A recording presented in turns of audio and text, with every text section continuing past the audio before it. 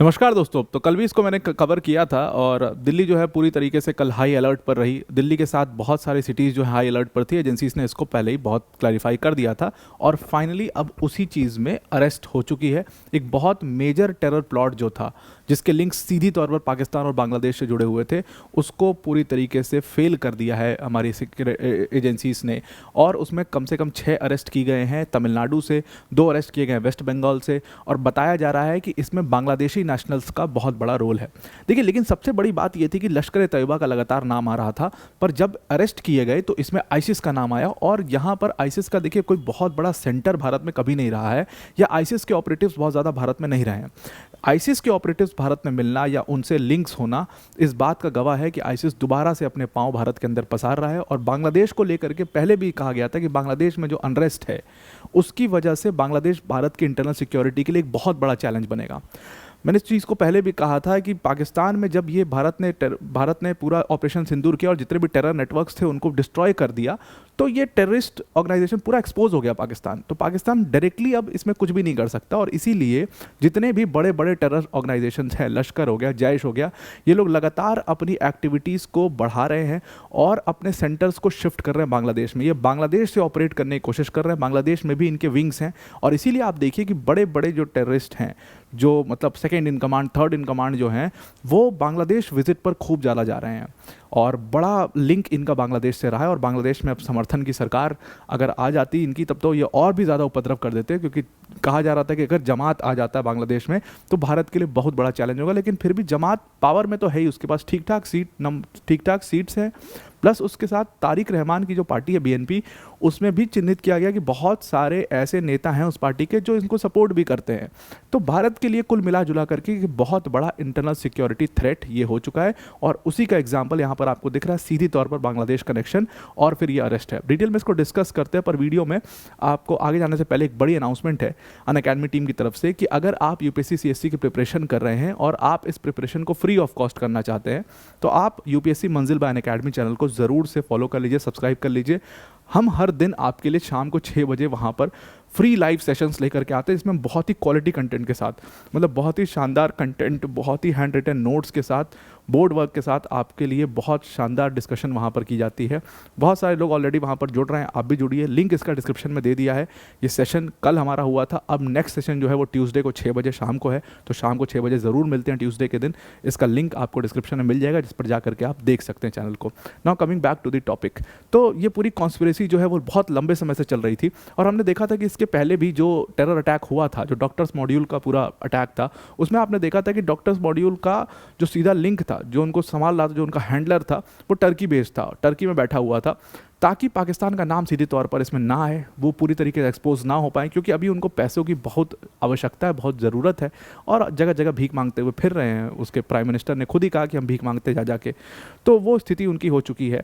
इसीलिए वो अपना नाम डायरेक्टली कहीं लाने नहीं देना चाहते, क्योंकि कोई भी इंटरनेशनल ऑर्गेनाइजेशन जब उनकी मदद करेगा तो फिर ये चीज़ जो है वो उनको झेलनी पड़ेगी, या हो सकता है इसका उनके नेगेटिव इम्पैक्ट भी पड़े उनकी फंडिंग के ऊपर।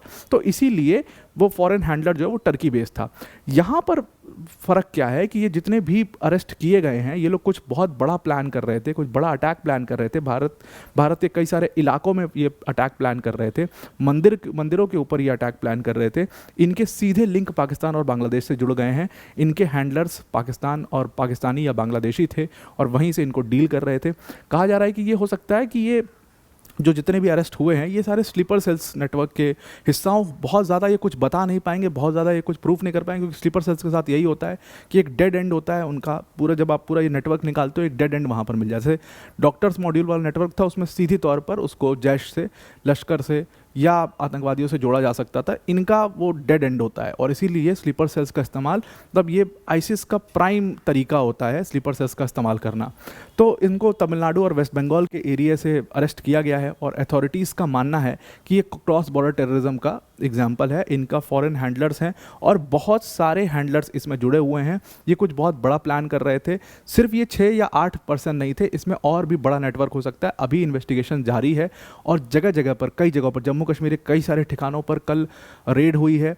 दिल्ली पुलिस जो है वो कई जगहों पर रेड कर चुकी है, कई सारे इलाकों में रेड कर रही है। आपको गहमा गहमी दिल्ली में दिख जाएगी इस समय पर। तो ये सब इसी नेटवर्क को बस्ट करने के लिए ये सारी चीज़ें हो रही हैं।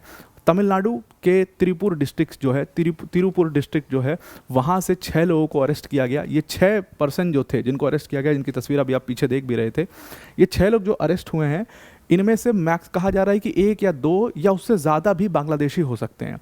ये सारे एक गारमेंट फैक्ट्री है, एक गारमेंट मैन्युफैक्चरिंग यूनिट है, वहाँ पर ये लोग काम करते थे। सारा फर्जी इन्होंने अपना आइडेंटिटी बना रखा था। इनका नाम अगर आप देखो तो एक का नाम मिज़नुर रहमान है, एक का नाम मोहम्मद शाबत है, मोहम्मद शाबत उमर है, मोहम्मद लितन, मोहम्मद शाहिद, मोहम्मद उजल, ये इनके नाम हैं जिनको तमिलनाडु से अरेस्ट किया गया है। कहा जा रहा है कि इनमें से 1 से 2 या उससे ज़्यादा भी बांग्लादेशी नेशनल्स हो सकते हैं। जब ये बांग्लादेशी हैं और इतने आराम से इस कंपनी में काम कैसे कर रहे थे, इतने आराम से इस फैक्ट्री में काम कैसे कर रहे थे, तो बहुत सिंपल सा लॉजिक है। इनके पास से बहुत सारे एविडेंस, डिजिटल एविडेंसेस मिले हैं, और सबसे अच्छी बात यही है कि डिजिटल एविडेंसेस मिलने का मतलब है कि आप लिंक्स डायरेक्टली निकाल सकते हो। इनके पास से बहुत सारे मोबाइल फ़ोन्स, सिम कार्ड्स, अलग अलग नामों पर रजिस्टर्ड सिम कार्ड्स जो हैं वो रेड में मिले हैं, और वहीं से इनके हैंडलर्स का भी पता लग गया है। ये लोग भारत में फ्रीली मूव कर रहे थे, कोई इनको डर नहीं था, कोई टेंशन नहीं था, क्योंकि इनके पास सारे डॉक्यूमेंट्स थे। मतलब इनके पास सबसे दुख की बात तो ये है कि इनके पास आधार कार्ड्स मिले, वो आधार कार्ड्स पूरी तरीके से फर्जी थे, उसको फर्जी तरीके से बनाया गया था उन आधार कार्ड्स को, जिससे ये अपनी आइडेंटिटी छुपा लेते थे। और इसी के बेसिस पर कौन ही चेक करता है, मतलब आप आधार कार्ड देखते हो, आप नंबर डाल के आधार साइट पर जाकर चेक थोड़ी करते हैं। तो ये कंपनी में आधार कार्ड दिखा करके आराम से काम वाम कर रहे थे, आराम से ये मूव कर पा रहे थे। और ये एक बहुत ही बड़ी बात है कि अब आधार कार्ड भी फोर्ज ये लोग करने लग गए हैं, उसको भी समझ चुके हैं, उसको एकदम रियल सा बना करके उसको ये लोग प्रेजेंट करते हैं। जो इन्वेस्टिगेटर्स थे, जितनी सीक्रेट एजेंसीज थी, इसका पूरा नेटवर्क का शुरुआत कहाँ से हुई पकड़ाना, ये एक्चुअल में दिल्ली से शुरुआत हुई। दिल्ली में बहुत सारे रेड फ्लैग्स इन लोगों ने देखे कि बहुत एक्सट्रीमिस्ट मैसेजेस या बहुत प्रोवोकेटिव मैसेजेस जो है वो शेयर किया जा रहा है ऑनलाइन। उसके साथ साथ दिल्ली मेट्रो में बहुत सारे पोस्टर्स मिले जिस पर प्रोवोकेटिव स्लोगन्स लिखे हुए थे भारत के खिलाफ। कई सारे दिल्ली के इलाकों में, रेड फोर्ट के इलाके में और भी अगल बगल चांदनी चौक के इलाकों में ऐसे पोस्टर्स कुछ पाए गए। वहाँ से जांच शुरू हुई कि ये पोस्टर्स किसने लगाए। उस पर भारत के खिलाफ प्रोवोकेटिव स्लोगन्स लिखे हुए थे, भारत को धमकी सी दी हुई थी। वो पोस्टर्स जब जगह जगह पर देखना शुरू हुआ तो दिल्ली पुलिस जो है उसका पूरा नेटवर्क जो है वो इनको निकालना शुरू करता है, इनकी खोज करना शुरू करता है। और फिर ये पूरा अलग अलग, पहले ये वेस्ट बंगाल तक पहुँचती है खोज, उसके बाद तमिलनाडु तक पहुँचती है। तो वेस्ट बंगाल से 2 लोग को अरेस्ट किया गया, तमिलनाडु से 6 लोग को अरेस्ट किया गया इस पूरे मामले के अंदर। और यही लोग थे, इनके पास से जो डिवाइसेस मिले उससे ये प्रूफ होता है कि इन्होंने ये डिजिटल कॉन्टेंट, मतलब ये एक्सट्रीमिस्ट कंटेंट जो है वो कई जगहों पर शेयर किया है, और ये टेरर ऑर्गेनाइजेशन से सीधी तौर पर जुड़े हुए थे। बहुत मल्टीपल टेरर ऑर्गेनाइजेशन से इनको इंटेल मिल रही थी।